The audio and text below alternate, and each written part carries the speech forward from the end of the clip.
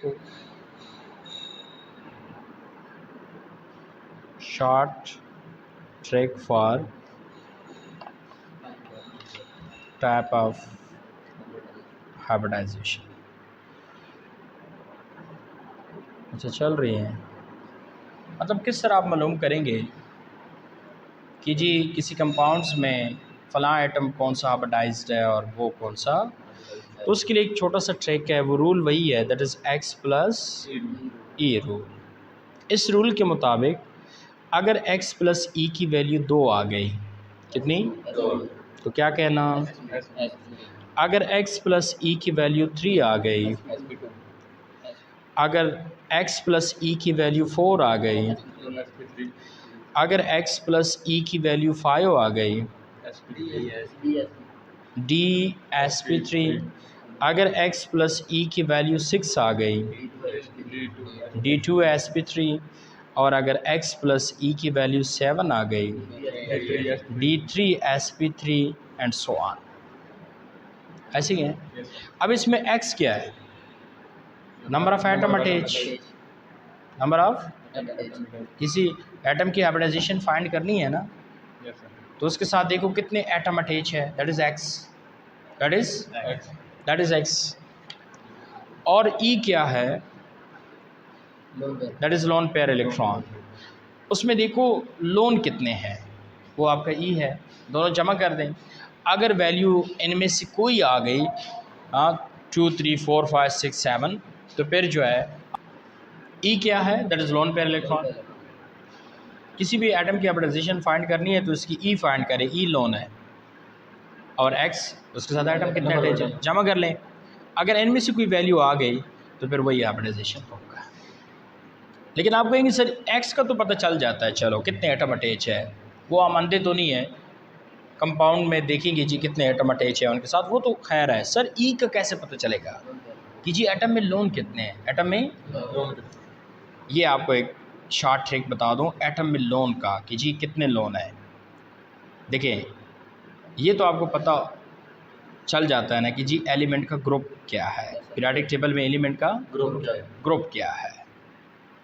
Carbon हमेशा 4th group में, nitrogen 5वें में, ऑक्सीजन, आयोडीन 7वें में, ऐसी है ना। हमेशा याद रखिए जिस एलिमेंट का जो ग्रुप है वो उसके आखिरी शेल में इलेक्ट्रॉन की तादाद है। जिस एलिमेंट का जो ग्रुप नंबर है वो उसमें आखिरी शेल में इलेक्ट्रॉन की तादाद है। तो जब आपको आखिरी शेल में इलेक्ट्रॉन की तादाद मालूम हो गया ग्रुप से, तो फिर तो लोन का पता आराम से चल जाता है। अच्छा, लोन पेयर होता क्या है, किस इलेक्ट्रॉन को कहेंगे, जो बांड में हिस्सा ना, जो बांड में हिस्सा नहीं लेता वो लोन होता है, ऐसे ही है ना।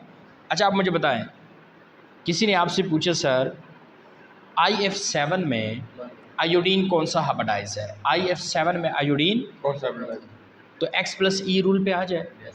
x क्या है, नंबर ऑफ एटम अटैच, तो बताए I के साथ कितने एटम है, 7 है, प्लस E क्या है, लोन है, लोन मालूम करते हैं। मुझे बताए आयोडीन किस ग्रुप में है, तो आखिरी शेल में कितने इलेक्ट्रॉन होंगे, 7 होंगे, लेकिन वो कितने एटम अटैच है इसके साथ, 7 है।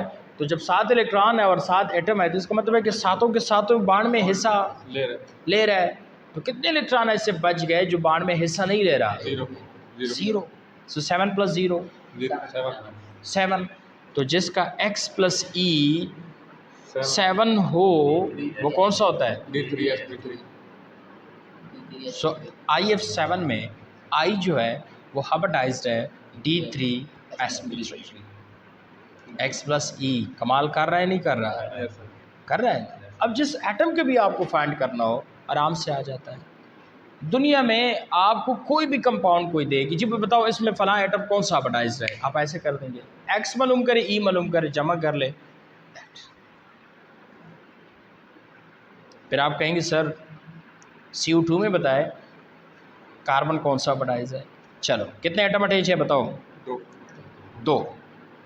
लोन मालूम करते हैं, कार्बन किस ग्रुप का है, 4, तो आखिरी शेल में कितने होंगे, 4, 4 इलेक्ट्रॉन होंगे।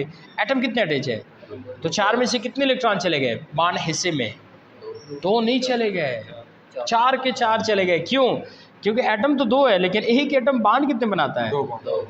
तो दो कितने बना, देखिए ना, बास की वैलेंसी एक होती है, बास की वैलेंसी दो होती है, बास की तीन होती, पता है ना? मैंने इधर तो मैंने ऐसे किया कि आई के आखिरी शेल में 7 इलेक्ट्रॉन थे, सातों के साथ चले गए, 7 एटम जो अटैच है, क्योंकि फ्लोरीन एक ही बॉन्ड बनाता है, तो 7 फ्लोरीन 7 बॉन्ड बना लेंगे। एक ऑक्सीजन हमेशा कितने बॉन्ड बनाते हैं? एक ऑक्सीजन हमेशा कितने बॉन्ड बनाते हैं? 2। तो 2 ऑक्सीजन कितने बॉन्ड बनाएंगे? तो 4 तो इलेक्ट्रॉन कार्बन के आखिरी शेल में है, तो चारों के चारों चले गए, तो इसलिए कार्बन के पास कोई लोन। मैंने आपको पहले भी यही कहा था ना कि कार्बन के पास सिवाय कार्बन मोनोऑक्साइड के, कार्बन किसी भी कार्बन के पास किसी भी कंपाउंड्स में लोन नहीं होता। More than 10 millions compound of the carbon है, कल बताया था ना। किसी एक कार्बन कंपाउंड में भी आप मुझे नहीं बता सकते जिधर कार्बन के पास कोई लोन हो, कार्बन के पास कोई लोन नहीं होता सिवाय कार्बन मोनोऑक्साइड के, जहां एक लोन है कार्बन मोनोऑक्साइड में कार्बन के पास बाय कोऑर्डिनेट कोवेलेंट बॉन्ड। तो बस चलो छोड़ दो ना, ये ग्रुप से मालूम कर दे। छोटे ग्रुप में है तो आखिरी शेल में 4 होंगे, एक ऑक्सीजन चूँकि 2 बॉन्ड बनाते हैं तो 2 4 बनाएंगे, तो चारों के चारों इलेक्ट्रॉन क्या हो गए? बॉन्ड में आ गए, तो लोन कितने बच गए? 0। So 2 + 0 2, so that is what? Sp, not sp2, that is sp। बात समझ आ रही है? फिर आप कहेंगे सर ये इस दफ़ा आया था ज़ीनान OF4 में ज़ीनान की हाइब्रिडाइजेशन बता दें। इस दफ़ा MCQs था NMT गेट में, ज़ीनान OF4 में ज़ीनान की हाइब्रिडाइजेशन क्या है? देखिए पहले एटम देखिए कितने अटैच है, ज़ीनान के साथ कितने एटम अटैच है? 4 + 1 5 एटम हो गए। लोन देखते हैं, ज़ीनान किस ग्रुप में है? 8वें में, नोबल है ना, helium, neon, argon, krypton, xenon 8वें में, तो आखिरी शेल में कितने होंगे? 8 ही होंगे। चलो उस 8 में कितने बॉन्ड में चले गए? कितने एटम है? 4 तो इनके साथ ये एक है, लेकिन एक कितने बॉन्ड बनाते हैं? 2 बॉन्ड बनाते हैं, तो 4 + 2 6, तो 8 से 6 माइनस कर दे तो एक लोन पेयर बचा, 2 इलेक्ट्रॉन बच गए ना, तो 2 एक पेयर है ना, तो 2 तो एक पेयर है ना, तो कितने लोन पेयर ज़ीनान के पास है? 2 नहीं। आप कहेंगे सर 2 तो इलेक्ट्रॉन है ना, लेकिन पेयर तो फिर एक हुआ ना, एक पेयर में कितने इलेक्ट्रॉन होते हैं? तो एक पेयर बच गया।